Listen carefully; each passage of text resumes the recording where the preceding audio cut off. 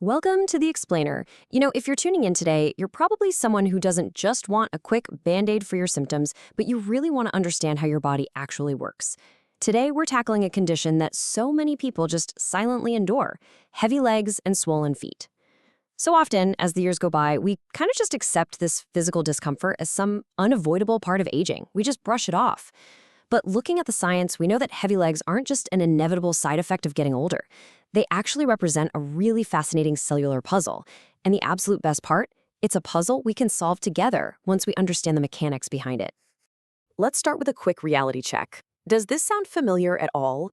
You look down at your feet as the evening sets in, and, well, your ankles seem to have entirely disappeared. When you take off your socks, the elastic has left marks so deep it looks like a rubber stamp was literally pressed into your skin. And when you walk, your feet feel incredibly dense, almost like heavy stones are tied to your ankles. It is incredibly uncomfortable, but it's also incredibly common. Your body is quietly trying to send you a signal, and today we're going to translate that signal. Okay, let's dive into this right now, wherever you're sitting. We're going to do a very quick self-assessment to see if your body is currently holding on to excess water. Take your finger and press it firmly just above your ankle. Hold it there for a solid 5 seconds. Now let go. Take a look at the skin. Does a small dent or pit remain for a moment before the skin bounces back? If that indentation stays there and doesn't immediately spring back to normal, your body is trapping water. So here is our roadmap for the explainer today. We'll be going through the hidden cause of swelling, 3 common daily mistakes, the 3 nutrient heroes, the 2-seed daily routine, and finally, your nighttime action plan. All right, section 1, the hidden cause of swelling. So it's time to completely debunk a major myth here. When our feet fill with fluid, the immediate assumption is usually, oh, I must have been standing for way too long today, right? But gravity and standing are really only a tiny fraction of the story. The real culprit is actually microscopic. Inside every single cell in your body, there's a tiny internal system that functions exactly like a water pump. The entire job of this cellular pump is to balance salt and water. It makes sure that whatever fluids belong outside the cell stay outside, and whatever belongs inside stays inside. When this pump is working perfectly, your legs feel light, your feet look totally normal, and those sock marks are barely even visible. But when there's too much salt, a lack of movement, or maybe a poor diet causing insulin spikes, this pump begins to fail. Gravity then pulls that unmanaged water straight down into your feet and ankles. Honestly, think of it exactly like a blocked house drain. If there's a blockage in the plumbing, the water coming from above has literally nowhere to go but to pool at the very bottom. That pooling is the exact swelling you see in your ankles. Moving on to section 2, 3 common daily mistakes. Mistake number 1 is consuming hidden salts. We all know about the table salt shaker, but the real danger lies in things like pickles, chips, bakery items, and heavily processed packaged foods. When you eat these, the excess salt enters your system and sends a very specific, panic-like signal to your body: trap the water! Your kidneys hold on to the salt longer, and wherever salt goes, water naturally follows, which directly increases that swelling. The simplest fix? Look, you don't have to be perfect, but just try cutting your intake of these packaged foods in half for just 1 week, and maybe use slightly less salt in your home cooking. So mistake number 1 was hidden salts. Mistake number 2 is sitting all day. If your legs are just hanging down from a desk chair for hours on end, gravity absolutely wins. It becomes physically difficult for your blood and accumulated water to travel back up against that downward force. The pressure just builds up at the bottom, leading to that feeling like you've got heavy stones attached to your feet. To counteract this, make it a habit to stand up for literally just 2 minutes every hour. Walk around a bit, or even just slowly raise yourself up and down on your toes. And of course, elevating your legs slightly before you go to bed is a fantastic way to assist your body's natural upward flow. And this brilliantly illustrates the 3rd mistake: poor hydration habits. Notice the huge contrast here: drinking way too little water all day versus the massive overcompensation of chugging large amounts at night. When you deprive your body of water all day, it actually goes into a defensive panic mode. It starts hoarding whatever water it can find, which, you guessed it, worsens your swelling. If you then chug water chaotically right before bed, you not only ruin your sleep, but you completely overwhelm the system. You really want to just sip water consistently throughout the day. Now, a very quick note here: if you are a heart or kidney patient, absolutely always follow your doctor's specific water intake guidelines. Which brings us to section 3, the 3 nutrient heroes. Let's meet our team of heroes that are going to repair your pump and restore that fluid balance. First up, we have potassium, the balancer. It counteracts the effects of salt. When potassium is low and salt is high, water gets trapped. You can find it naturally in things like coconut water, sweet potatoes, kidney beans, and bananas. Next is vitamin B1, the nerve supporter. A lack of B1 is actually what leads to that tingling, heavy, weak feeling in the legs. You can get B1 from unsalted roasted peanuts, sunflower seeds, and unpeeled lentils. Finally, we have magnesium. Think of magnesium as the on button for the whole pump system.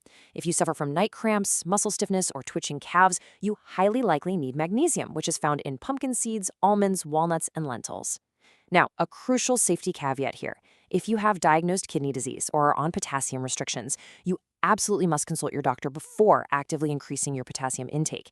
Now, there is a really vital rule to remember here. These three nutrients act as a team. If even one is missing, the internal pump system remains incomplete. You cannot just eat a banana for potassium and call it a day. The system requires all three working together to function. And here's a fascinating trap that so many of us fall into.